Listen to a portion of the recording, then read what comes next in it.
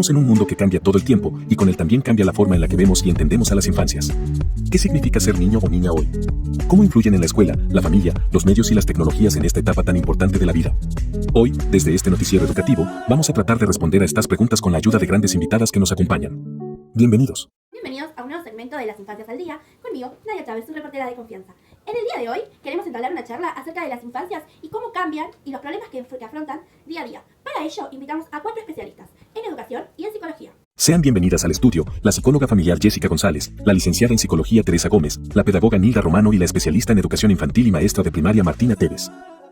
Bueno, para comenzar con nuestra charla, darles las bienvenidas, darles las muchas gracias por estar acá. Y bueno, quería empezar preguntándoles, ¿no? ¿Qué es la infancia hoy en día? ¿Cómo la ven? ¿Qué piensan de la infancia? Gracias a tu invitación. Muy interesante tu pregunta. Mira, en la Edad Media ni siquiera existía una idea clara de la infancia. Los chicos eran como adultos chiquitos que se enseñaban a trabajar de muy temprana edad. No tenía un lugar propio en la sociedad. Recién con el paso de los tiempos y gracias a los cambios culturales, sociales y políticos, se fue reconociendo las infancias como una etapa especial de la vida.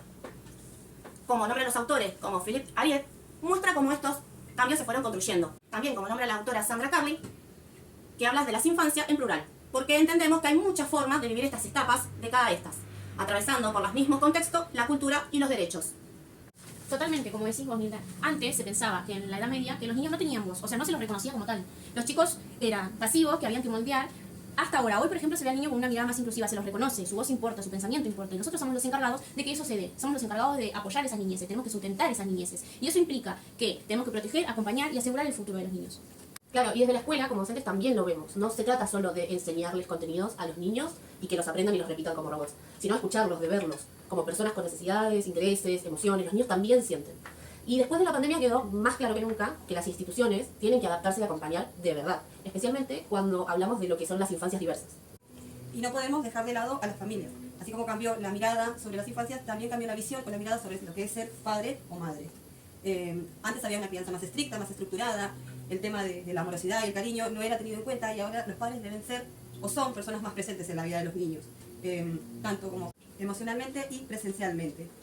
Hay que construir vínculos más sanos, es un trabajo no solamente de una persona o de un conjunto de personas, sino de un conjunto, entre familia, escuela y comunidad. Qué importante, ¿no? Que es la familia, la escuela. Teniendo en cuenta esto y la comunidad, decidimos hacer algunas preguntas en internet acerca de qué les interesaba, ¿no? Y bueno, acá tenemos una pregunta que nos pareció muy apropiada, que nos hizo un seguidor, y nos dice, ¿qué otros espacios, además de la familia y la escuela, influyen en la formación de las infancias? Disculpen mi error. La verdad que no son muchos los clubes de barrios, los espacios culturales, los grupos de amigos, la iglesia, los medios de comunicación y todos los que atribuyen el aprendizaje, valores y modos de estar con el medio. Claro, se enfoca en reducir la mortalidad infantil, mejorando la salud del niño. Esto refleja una construcción de infancia como un periodo vulnerable que requiere protección y cuidados. Indica que la escuela, junto a la medicina, se encargan de generar posturas en el niño sobre la salud, el aseo, el control emocional, insertado así una noción de hábitos saludables en el niño. Esto lo podemos ver trabajado desde la ESI, que bueno, ya nosotros sabemos que es una pieza fundamental. No es solamente trabajar la salud, sino trabajar también la salud, el cuidado del cuerpo, las infancias y sus diversidades también, ¿no? Todo lo que eso implica. Por eso es fundamental que la escuela esté comprometida, incluso debe ser no solo un discurso, sino que debe actuar desde las diferenciaciones que promuevan la inclusión y el respeto. Es una elección de vida que el aula tiene que ser un espacio seguro para todas las identidades. Y es ahí también donde proteger, acompañar, asegurar el futuro de los pequeños es un ámbito clave para entender cómo era y cómo evoluciona. Cómo fue su trayectoria hasta llegar a lo que conocemos nosotros hoy como infancia, ¿no? Que es la infancia que vemos actualmente, que no siempre fue así. Y no podemos dejar de mencionar, cuando hablamos de infancias, de las infancias trans. Qué importante es hablar de ellas, ¿verdad? Sus diversidades, prepararse para acompañar estas diversidades, el acompañamiento real. Si bien hay muchas escuelas donde el avance en torno a este tema es importante, también hay muchas escuelas que no tienen la preparación, quizás, para acompañar estas trayectorias en torno a la inclusión y a la escucha. Todavía no están bien preparadas para afrontar las diferentes dificultades que presentan estas infancias, con toda su diversidad. Así como plantea el texto de Stewart y Narodowski en Las infancias trans, las invito también a que puedan leer este material, es muy importante. Estas infancias rompen con las estructuras prescriptas y nos invitan a revisar prácticas, lenguajes y miradas en torno a ellas. Por eso es fundamental que la escuela esté comprometida, ¿no? Que esté siempre ahí. La inclusión no debe ser solamente un discurso, sino que debe actuar desde las diferenciaciones que promueven la inclusión. El respeto es una elección de vida. El aula tiene que ser un espacio seguro para todas las identidades. Y ahí también es donde entra el trabajo en red con las familias, con profesionales, con otras instituciones, formando una unión súper sustentable. Totalmente, Jessy. Y ojo con los medios de comunicación, hay que tener mucho cuidado hoy en día.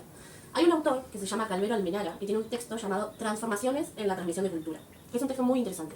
Ahí Calvero dice que los medios muchas veces transmiten mensajes estereotipados que influyen muchísimo en cómo se ve la infancia, sobre todo hoy en día, lo podemos ver mucho en la escuela. Podríamos decir que esto las difumina, no solo en el sentido de niñez como tal, sino también en el sentido de la cultura propia, ¿no? Lo podemos ver reflejados en conductas de los niños, como por ejemplo la vestimenta. Ya no se visten tanto como niños, sino se visten más como adultos, tratando de imitar las imágenes que ven en los medios de comunicación, o el lenguaje. A veces usan terminología que no es de su país, sino de otros países. Por eso también es importante la tarea de la escuela, no solo en enseñar contenidos como tal, sino también en formar ciudadanos críticos y reflexivos que sepan leer, cuestionar y producir sus propios sentidos.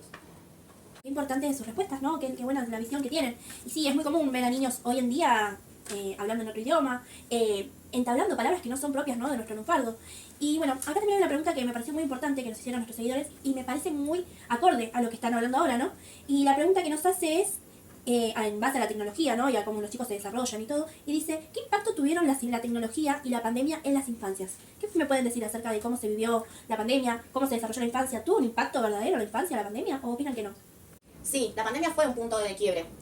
Cuando el ASPO, Aislamiento Social, Preventivo y Obligatorio, puso en evidencia las desigualdades, pero también mostró la capacidad y aportación de muchas familias y escuelas.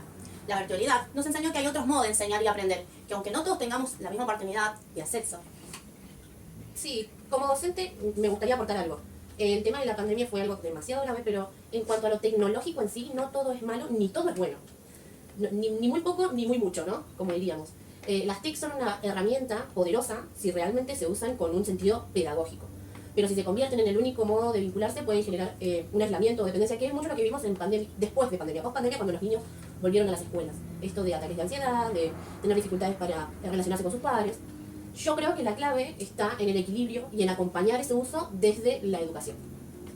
Además, lo que los chicos consumen, ven, juegan, también forma parte de cómo construyen su subjetividad. Como dice Beca Jara en uno de sus textos, que es Las infancias y el cine es otra forma de arte, también educan.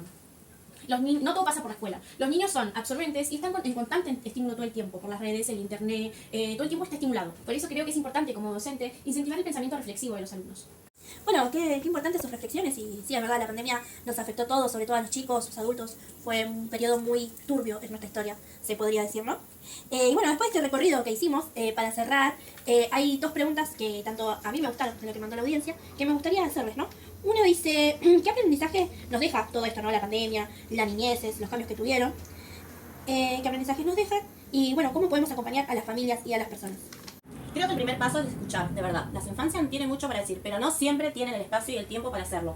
No se trata solamente de hablar por ello, sino es crear el contexto donde pueden expresarse, donde sus palabras tengan peso. Y aún también de revisar nuestros propios discursos. A veces sin darnos cuenta, repetimos frases o prácticas que vienen de modelos adultos autoritarios y excluyentes. Hay que correrse de ese lugar. La infancia no es un problema que resolver. Es una etapa de acompañar, cuidar, con ternura y límites amorosos. Y ojo también con los medios. Hay infancias, estas infancias están sobreexpuestas a las redes sociales. Publicidades, youtubers, influencers, todo esto también educa. Y muchas veces generan modelos de consumo. Éxitos, bellezas, que después los jóvenes, los niños, al no lograrlo, les generan frustraciones y también ansiedad. Por eso es importante que enseñar a mirar críticamente. No se trata de prohibir, sino de conversar y dar un contexto. Tal cual, y en eso somos los adultos los que tenemos que estar presentes. No como vigilantes, y con adultos me refiero tanto a docentes como a familia.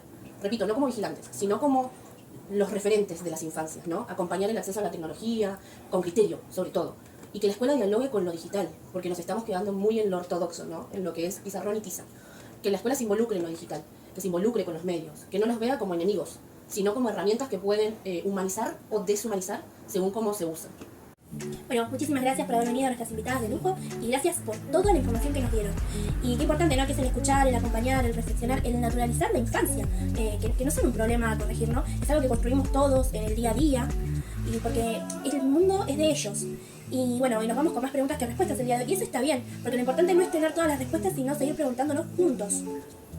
Y bueno, y tristemente ya se nos acabó el programa, se nos va terminando el tiempo, nos llevamos ideas importantes de la infancia, que son diversas, dinámicas, con derechos y con voces, y con una historia propia que debemos escuchar y representar. Entenderlas como una construcción social es obligación a comprometernos, a ayudar y acompañar a estas infancias de donde nos toque, ya sea desde acompañar como padres, como docentes, como medios de comunicación, que es algo tan importante que nos queda, ¿no? Qué importante es el mensaje que le damos a estas infancias en construcción. Bueno, los esperamos la semana que viene en un próximo programa. Esperemos que les haya gustado, les haya servido y como siempre estamos a su disposición y escuchándolos. Las infancias no piden permiso para existir, pero sí necesitan que el mundo les haga lugar, que las respete, que las abrace. Y ese, tal vez, sea el mayor desafío de nuestra época. Gracias por acompañarnos. Hasta la próxima emisión.